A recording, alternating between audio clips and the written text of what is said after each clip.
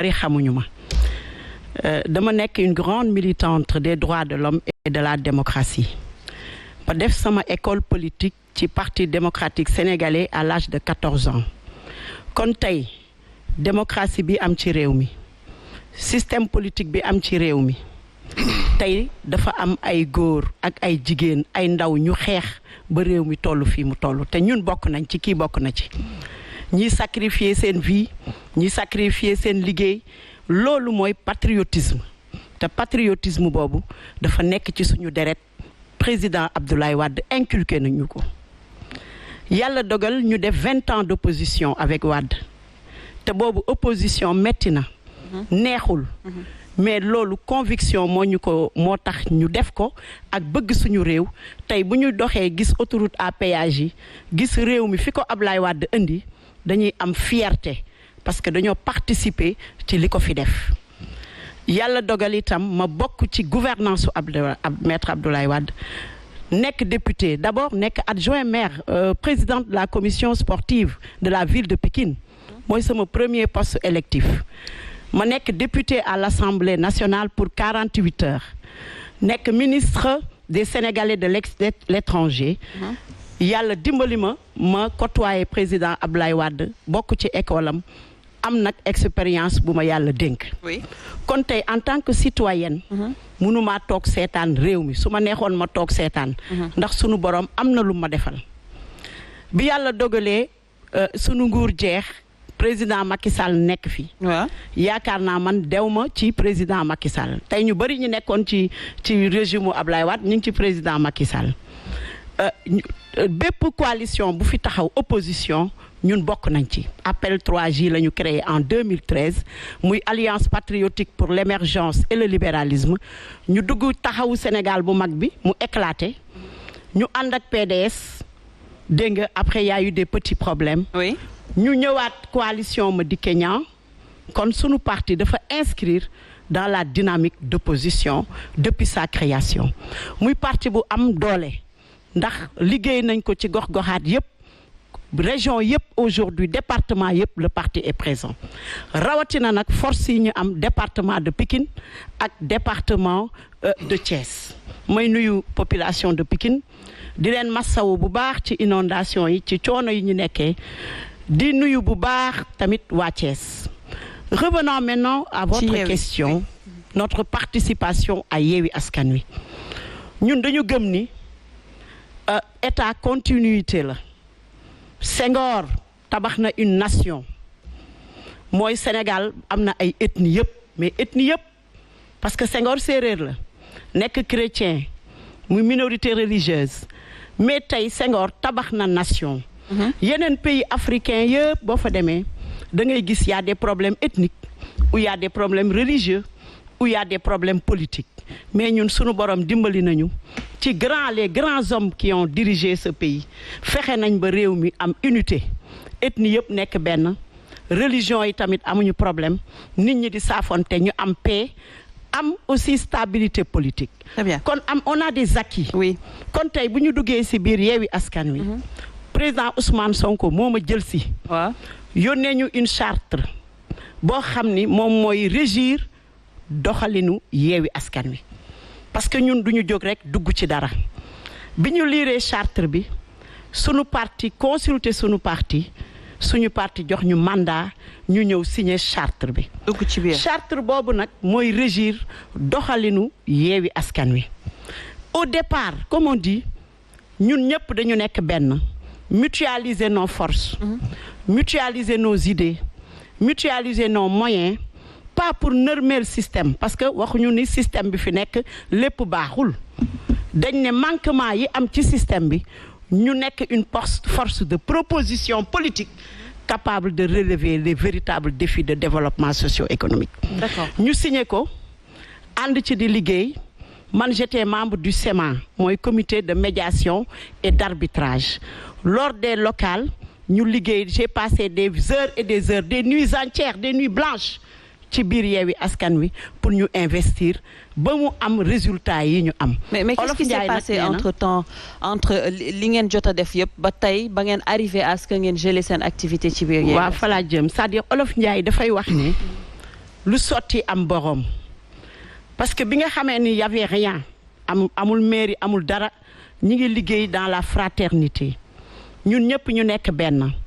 mais bi ñu demee élection locale ba résultat yi am parce que boobu charte bi moo nekkoon suñu constitution moom la ñu tëral di ci liggéey moom mooy régir le fonctionnement mais bi local yi jeexee rek dafa am nag benn nouvelle tournure de Yewwi Askan Wi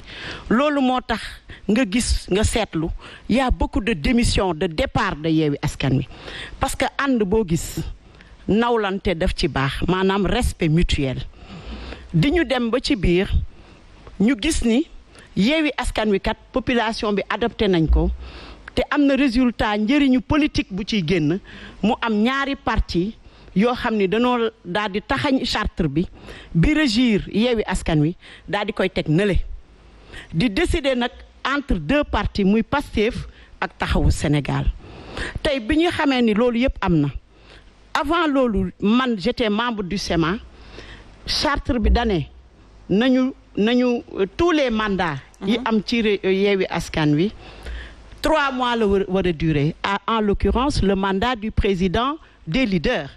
le mandat des présidents de commission mais yooyu yëpp dañ ko bàyyi maanaam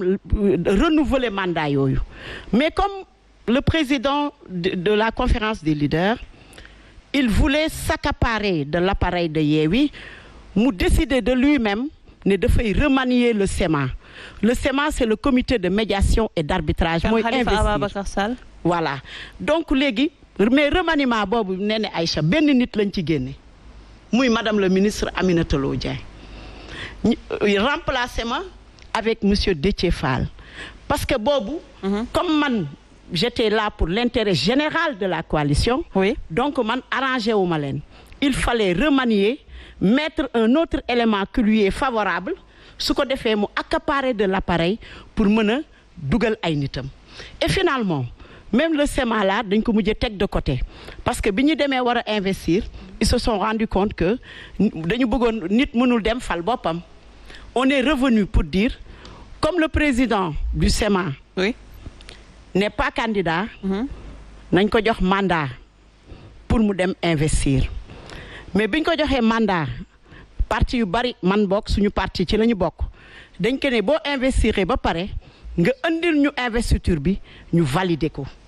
loolu nag moo amul c'est-à-dire ci investiture yi ce qui s'est passé mooy dañoo demander à tous les partis koo xamante ne département moo la gënal ou bien national ban priorité nga am lan mooy sa exigence su parti d'accord leader yu bari ñu bari am na ñoo xam ni dañ ne national mais waxuñu ni dañuy préférer dem national parce que ñu bari dañuy wax naan leader yi dañoo daw liste nationale ils ont dit bëgg nañ dem national mais bu xatee on n'a qu'à nous ramener dans notre département am na ñoo xam ni par contre le cas de Mbacké par exemple Abdou Karim Fall non sur la liste de Yewwi Askan Wi pour man comme li nga wax mu mel ni leader yu bëri dañu daw ci national bi yow nga nekk leader parti bi ñu cëral le 13e pour man loolu jox nañ la gëdd jox la le débat ne se pose même pas en termes sax booy seetlu de positionnement mais surtout de fonctionnement mais vous avez dit tout à l'heure que ñu bëri dañoo génn Yewwi Askan Wi justement par rapport au mode de fonctionnement voilà mais on a quand même l'impression que bu investiture yi amee ba ñu génnee seen liste bi si la ñu bëri commencé justement di bouder on va le dire comme ça parce que gis nañ ne que fi ñu leen teg ci wàllum liste peut-être neexu leen est-ce que véritable cause au départ yooyu yëpp justement cette question des investitures moom moo ko indi waaw xam nga il y a deux choses qui sont liées d'abord le fonctionnement interne